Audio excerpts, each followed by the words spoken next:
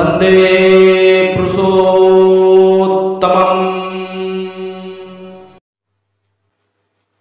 अनुभूति द्वारा जो जाना जाए वही ज्ञान है। जानने को ही वेद कहते हैं और वेद अखंड है। जो जितना जानता है वह उतना ही भर वेदविद है। ज्ञान प्रहेलिका को ध्वंस कर मनुष्य को प्रकृत चक्षु दान करता है।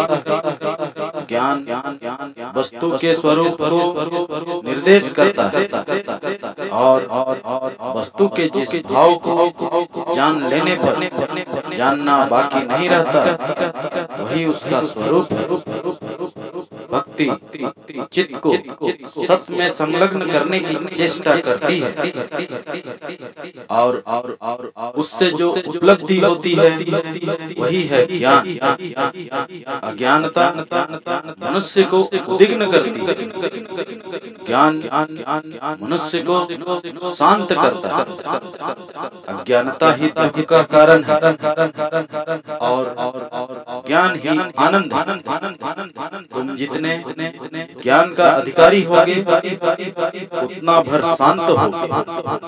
तुम्हारा ज्ञान जैसा होगा स्वच्छंद रूप से रहने की तुम्हारी क्षमता भी वैसी होगी। अहंकार जितना घना होता है अज्ञानता उतनी अधिक होती और अहं जितना पतला होता है ज्ञान उज्ज्वल हो। संदेह अविश्वास का दूत है और अविश्वास ही है अज्ञानता का आश्रय। संदेह आने पर तत्क्षण उसे निराकरण की चेष्टा करो और सच्चिंता में निमग्न हो जाओ। ज्ञान के अधिकारी होगे और आनंद पाओ। असत चिंता में ज्ञान या अज्ञान अथवा मोह जन्म लेना उसका परिहार करो। दुख से बचो।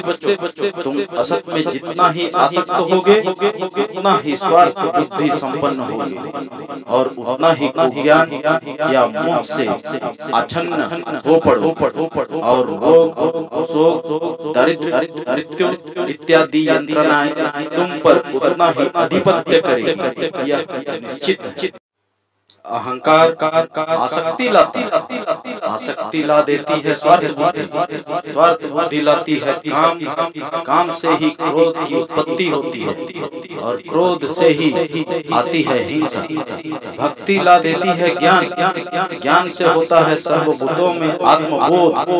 सर्वभूतों में आत्मबोध होने से ही आती है अहिंसा और अहिंसा से ही आता है प्रेम। तुम जितना भर इनमें से जिस किसी एक का अधिकारी होगी उतना ही भर इन सभी के अधिकारी। वंदे पुरुषोत्तमम्।